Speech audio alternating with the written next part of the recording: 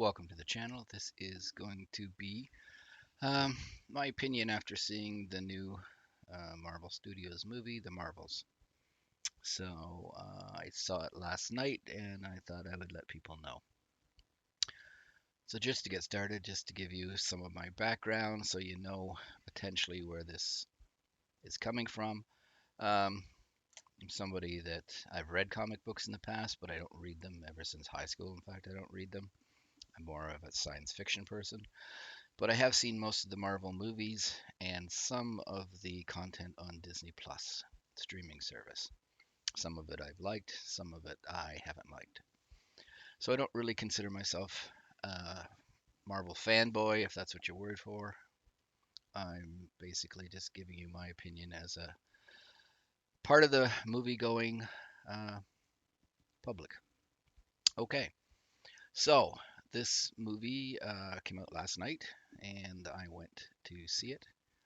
And I will tell you it is not as bad as I thought it was going to be. There was a lot of negative reviews out there about this movie, and you might ask then, why did you go? Well, because I don't 100% rely on reviewers, even though I'm kind of giving you a review. There's too many of them out there that seem to be totally focused on picking stuff apart because it gets them more views.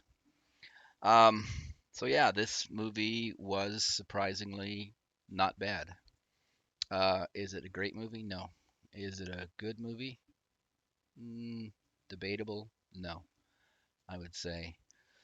But was it enjoyable? Yes, I enjoyed myself watching the movie.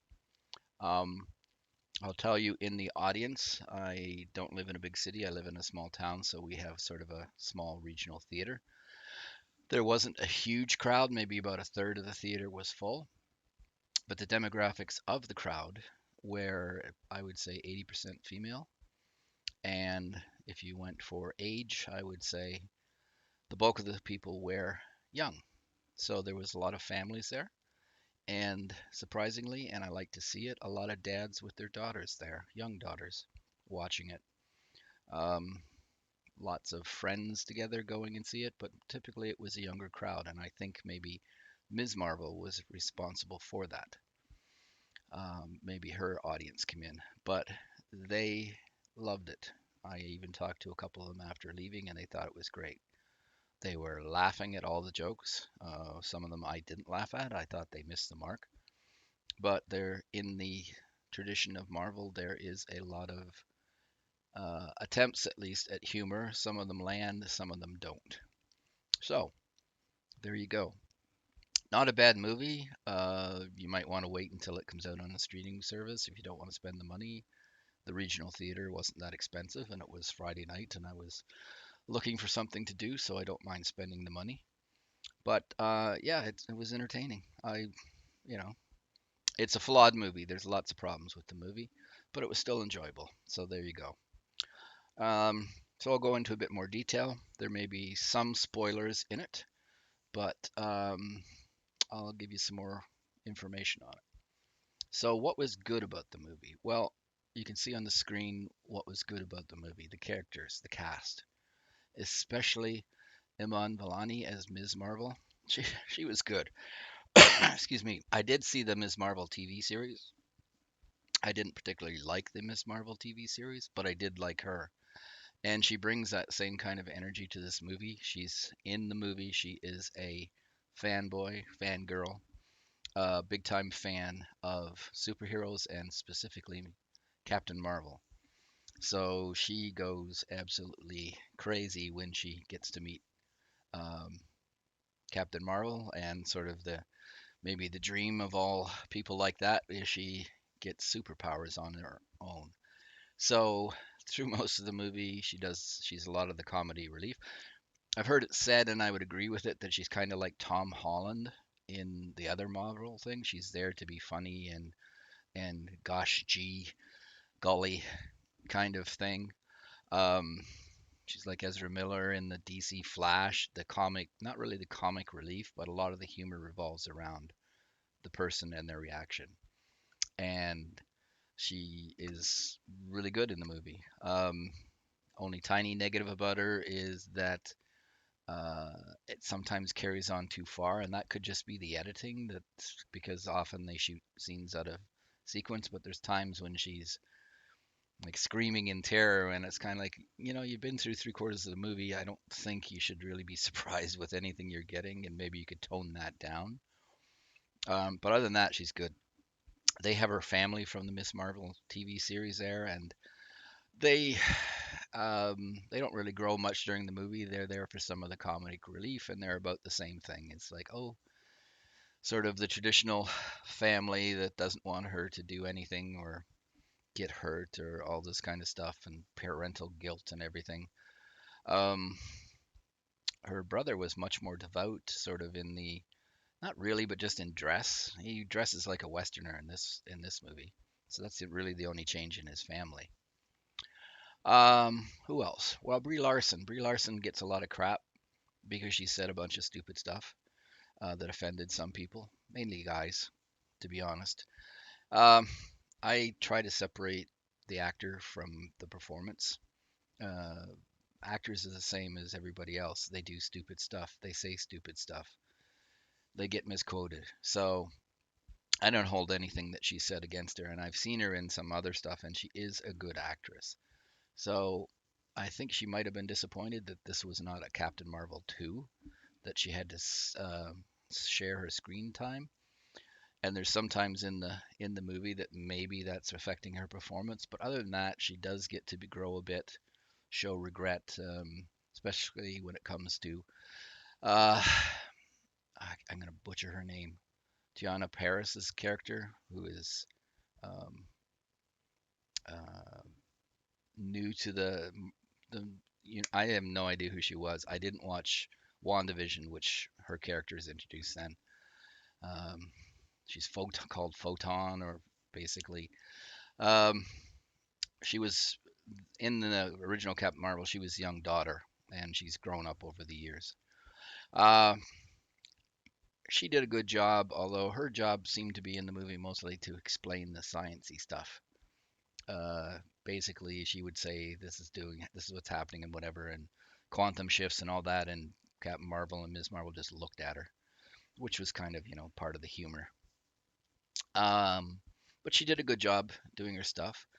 Like I said, Brie Larson um, did well, okay or well in this picture. She did get to show a bit more emotion and stuff.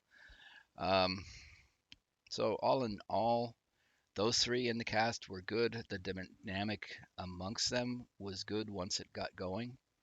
At the start of the movie, Monica Rambeau does not is even though she knows Captain Marvel, she's pissed at her, and the reason she's pissed is kind of immature almost. She's mad because Captain Marvel didn't come back before her mother actually passed away, and it's like, uh, you were there for Endgame, you knew what was going on. She's Captain Marvel's doing shit. She's not there to hold your hand. Anyways, they get over it kind of very easily. Super easy, barely inconvenience, as they say in pitch meeting videos. Um, so once they do. It sometimes goes a bit goofy, off the rails when they're doing their working together to try to come up with teamwork. It goes on a bit long, but yeah, in all, they get along good. They work well to good. It's a good part of the picture. You can see Samuel L. Jackson there. He at least is not as bad. I did see Secret Invasion, and he's not treated as bad as in Secret Invasion, but he's there almost entirely just to quip and make jokes, and you don't really get a strong performance out of him, even though that he is involved in some of the action. He's there almost just for comedy relief, just to say interesting things or one-liners or stuff like that. That's it. That's Yeah, it's kind of a disappointment to see him, somebody that good, who's been around that long, not been given. I know this is more girl power picture, but they could have given him more to do and better stuff to do. So there, the cast is in general pretty good, except for the main villain is really weak. I'm sorry, it's not really believable. She's a good actress. I looked at her, resume, and she's got a lot of stuff there, but the kind of like she's not given anything to work with. Her reactions are pretty much basic. They put on some goofy teeth and eye contact lenses, and she looks kind of even weird. But so the fight sequences, they're okay. The CGI lets them down a little bit, but they're okay. Um, but yeah, the villain is pretty weak. She's of the race of Ronin and the Kree that Captain Marvel escaped from. So the premise of the picture is um, there's something that happens. Basically, the baddie goes and picks up one of the bracelets. Ms. Marvel has received a bracelet from in the mail from her grandmother, which totally sounds weird when the other bracelet is discovered on a planet, someplace buried in some kind of structure. And it's like, how did the grandmother get it? Anyways, you don't want to think about that too much. But the baddie gets the other bracelet, so she uses it to open her um, thing is that she's trying to lead the Kree people who were the villains in the first movie, more or less.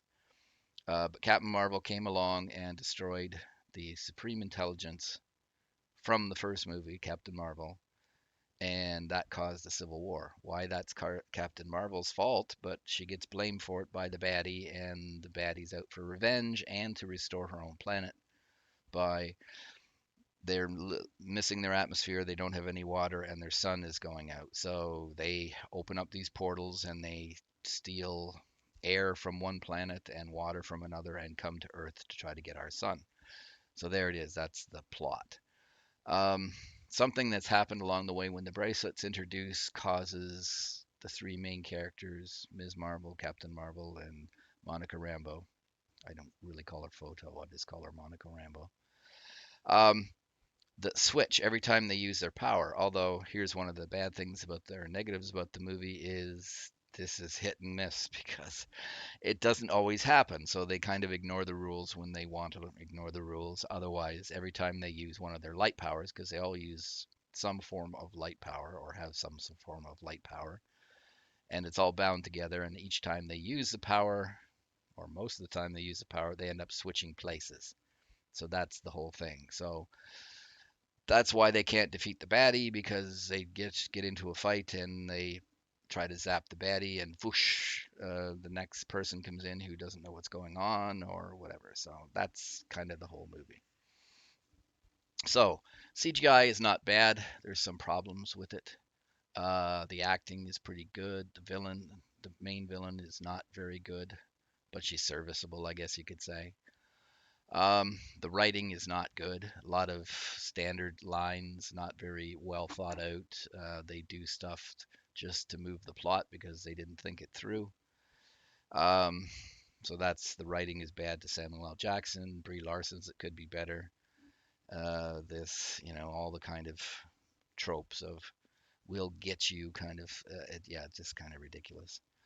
And there's one scene in there where Captain Marvel apparently got married to somebody on some planet. The planet they go to for the water is she's got a husband on there, and this planet they can't speak, they can only sing, which is probably the dumbest thing I've ever seen. And that whole section of it until the bad guys show up to try to take the water is just ridiculous. The only good part that comes out of it is I did not know that Brie Larson has a decent singing voice because she's the only one that sings of the three. But yeah, it's the stupidity of the writing in the scenes like that is everything's very serious up to the point that they go onto the water planet, and then it's all a big joke about Brie Larson actually or Captain Marvel having an arranged marriage with the king and having to sing instead of speak. And it's like slam on the brakes, go from something good to something ridiculous. Now, other people might have liked it. I thought it was just so stupid. Sorry, again, this is my opinion piece, so I get to say that. But they get past that pretty good and back to the fight over trying to stop them from taking the water, which they don't. So gets down to they figure out that they're going back to Earth and they have to stop them and they have to figure out a way to coordinate their attacks together so that they can finally defeat the bad guy and keep them from stealing Earth's sun. And that's relatively well done. Eventually, uh, they the baddie gets both of the bracelets, and at that point, their powers are disconnected. Now, I thought that Miss Marvel was only powerful because of the bracelets, and she loses them, and she can still do stuff with her light powers. So again, that I don't know. I don't know enough about her backstory of her character. I've just seen the Disney Plus show, but that seemed that that would not be possible, but apparently it is. Maybe it's like Thor. He thought his power was his hammer, Mjolnir, and no, he had power outside of that. So maybe that's how it works with her. But they defeat the bad guy, stop him from stealing the sun.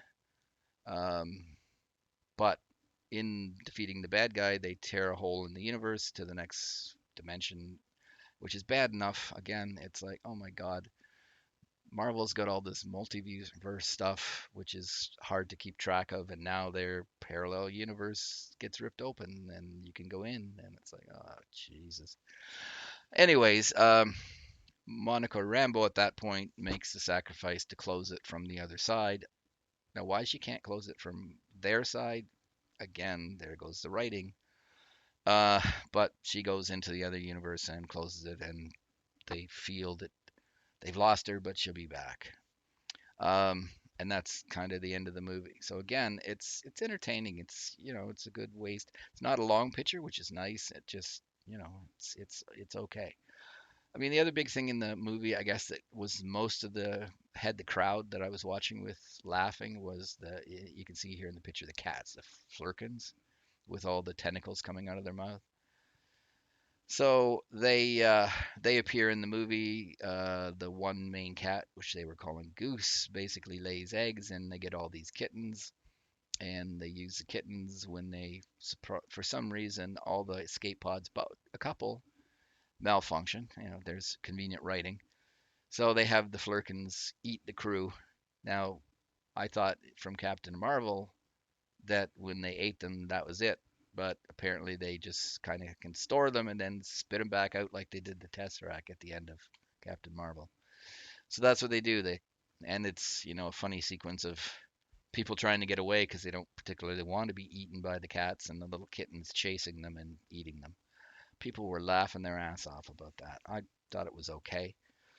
And then they get down to Earth, and then the cats just cough them up like a fur ball. Weird, but yeah, it kind of worked. It kind of worked. Okay, so just that's pretty much it. Oh, usually, there is post-credit scenes. That's kind of required in Marvel. And you can see in the movie that they often kind of shift the emphasis away from Captain Marvel more towards Ms. Marvel. So you think that Disney has plans, even though they might not have mentioned it. So in the post-credit scene, Ms. Marvel with her two bracelets goes, and I don't know if you know who Kate Bishop is, but if you watch um, the Disney Plus uh, series, or if you're a comic book person, you probably know, but Disney Plus series where they had the Archer from the main Marvels. I'm blanking out on his name right now, but Kate Bishop is also an Archer, and she's kind of the replacement for Hawkeye. There we go, I remembered it. So she's wants to be his protege. He doesn't really want her. She's annoying as hell in that thing. That was one of the ones I didn't particularly like. But anyways, Ms. Marvel looks up Kate Bishop, and then they mention that Ant-Man's got a daughter. So, and then there's something about the Young Avengers pops up on screen. So there's potential that they might do that. That actually might not be too bad of a show if they do it. The problem is, from what I did look it up on YouTube, the Young Avengers, most of the characters that are in the Young Avengers have never been shown on screen. So I don't know how they would do that. And then the final post scene is basically Monica Rambeau wakes up in this parallel universe, and her mother, who had died in Carol Danvers' universe, is there, and her character had become a photon was the character that she had become in the comic books, never seen on screen, and she's photon in this alternate universe.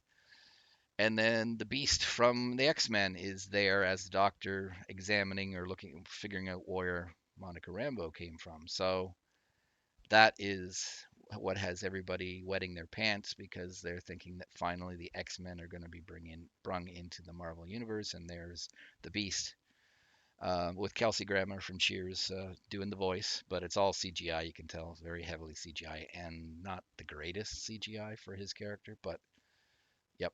Um, it's got the world of the fanboys and fangirls a flap with that, because that kind of means that the X-Men may finally be rolled into the Marvel universe. They're all owned by the same company now, so there you go.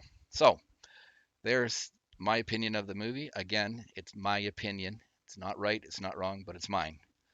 It was entertaining. It's heavily flawed. It's got some good funny stuff and not so much good funny stuff. Samuel L. Jackson, I'm disappointed in how they used him. Brie Larson's better, but they still could have, because it should have been her movie, Captain Marvel 2. So they should have maybe given her a bit more to do. I'm fine with Tiana Paris. Did all right. She actually pulled off the science stuff really good. Interesting character. Uh, can do the fight scenes. That's Iman is young, and she could use some more work with somebody on trying to for dancing or something to show the moves. So she was the weakest of the three when it got into these combat sequences. But the three of them work together well. They're all good. And again, Iman, I think you're going to see a lot more of her from Disney, because I think they're going to push her character big time, because it's a younger character. And as I saw in the movie audience, there was a lot of young people there, and that's what Disney wants to do. They want to drag in the young people because the young people have all the money. So I would recommend you go see this movie if you just want a nice, light, entertaining stuff. Don't think too hard or you'll hurt yourself, because some of the stuff doesn't make sense, because the writing is pretty weak in this show. It's part of the problem, I think, for some of the stuff is the editing. I heard that the director left the project before it had released, and that maybe led to some of the cuts, because sometimes people, the picky people who've been picking the movie apart, can point out lots of things where you can maybe tell that there was a bad edit done because somebody said something in advance of when they should have said it in the movie. But all in all, I enjoyed it. So that's it. That's my 2 cents. All right.